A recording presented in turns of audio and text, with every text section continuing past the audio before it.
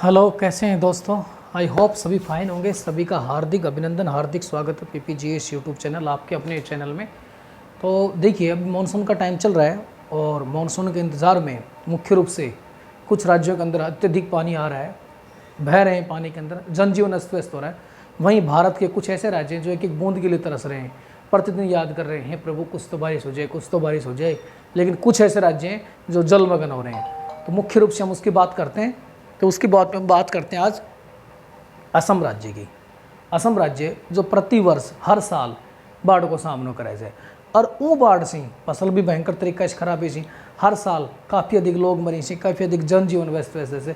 और एक बार आप सोच के देखिए, कल्पना कीजिए, अपने में पूरे लगातार 2 या 3 दिन जब बारिश होने लग जाए तो हमारा जीवन कैसे हो जाए, हमारा जुड़ा जाए वैसे भगवान काफ़ी बारिश होगी।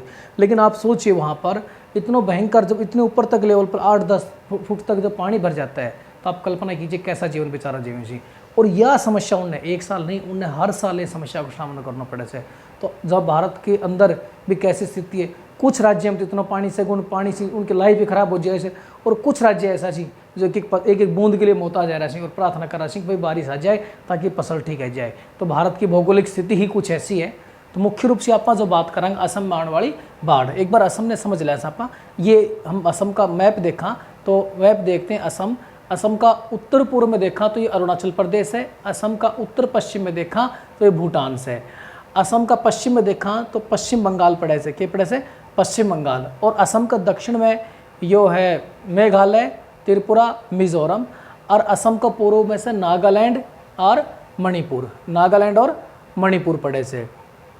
तो ये थोड़ी सी हम एक भौगोलिक स्थिति देख लें भाई असम कड़े स्थित से, कहाँ के लोकेशन से।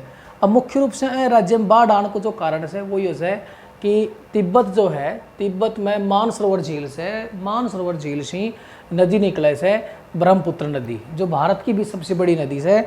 या जो नदी से ब्रह्मपुत्र नदी ने आपा जहाँ निकले से चीन में सांगपो बोलना सर, चीन में या ब्रह्मपुत्र नदी के नाम से जानी जाए से, सांगपो का नाम से जानी जाए से। यहाँ से बहना के बाद में हिमालय के साथ साथ या वैसे बिल्कुल पहाड़ी क्षेत्र से हो, कैसे हो, पहाड़ी क्षेत्र। और पहाड़ी क्षेत्र से जो भी पानी आओ से सारा पहाड़ा पे मानसून क्षेत्र के अंदर जो पानी से पहाड़ा को सारो नदी के अंदर पानी इकट्ठो होता जाए से, नदी के अंदर जल स्तर लगातार बढ़ता जाए से, या नदी आगे इस तरफ आ जाए से।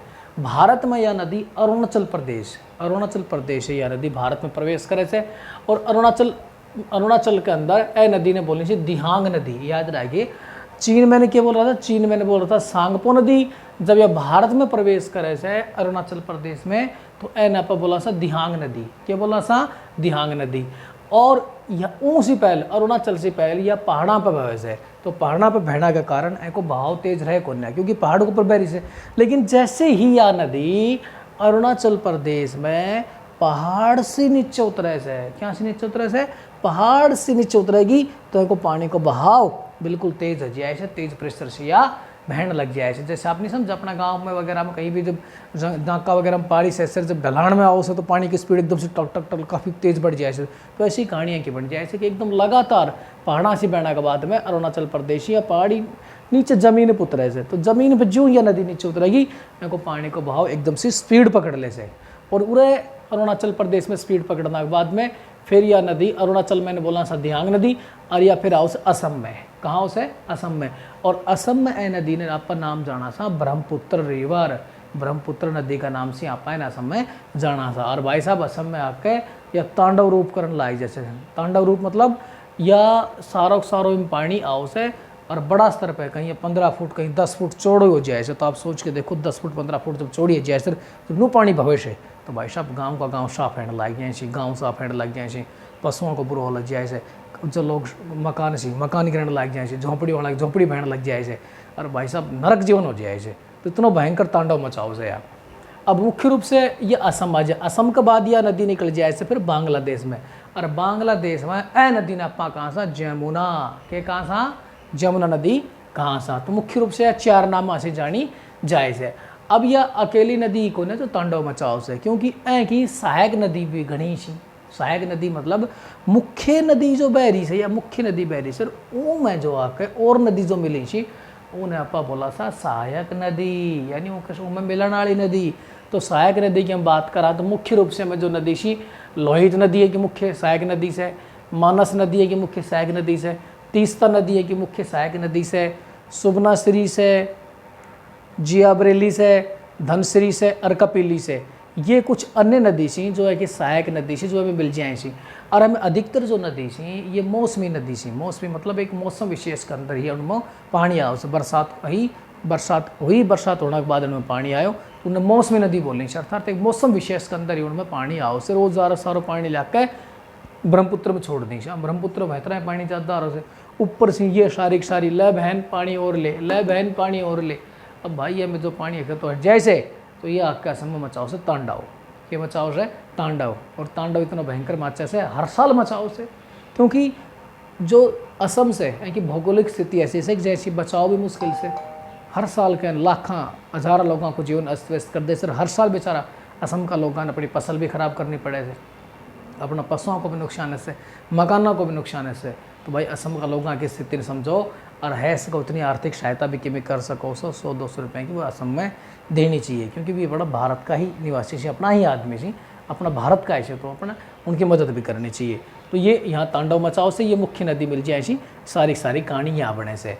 अब यह जो घटना मुख्य रूप से जून और जुलाई का महीना हर साल ऐसे, जून जुलाई हर साल ऐसे, जैसे हज़ारों लोगों की मृत्यु हो जाए से, हज़ारों एकड़ में क्षेत्र में फैली फसल भी खराब हो जाए से, और लगभग हर साल 200-250 करोड़ को नुकसान भी असम के अंदर ऐसे। अगर इन्हें पर बचाव करना तो वहाँ पर के डैम भी बनाया गया है, डैम मतलब बांध। अब जो बांध बनाया गया है डैम इसलिए बने से भाई पानी एकदम सारा से वो डैम बना को पानी का बहाव ने रोक दिया, और पानी का बहाव ने रोकना चाहिए, उसको प्रेशर कम हो जाए से, फिर धीरे धीरे पानी छोड़ दिया जाए। लेकिन ए मौसम में आके एकदम से पानी इकट्ठा हो जाए से, और एकदम से पानी इकट्ठा होने के कारण एकदम से डैम का दरवाजा भी गेट से खोलना पड़ी सी, और फिर पानी पूरा तेज़ बहाव से जाए से, तेज जाके गाँव ने जलमग्न कर दे से।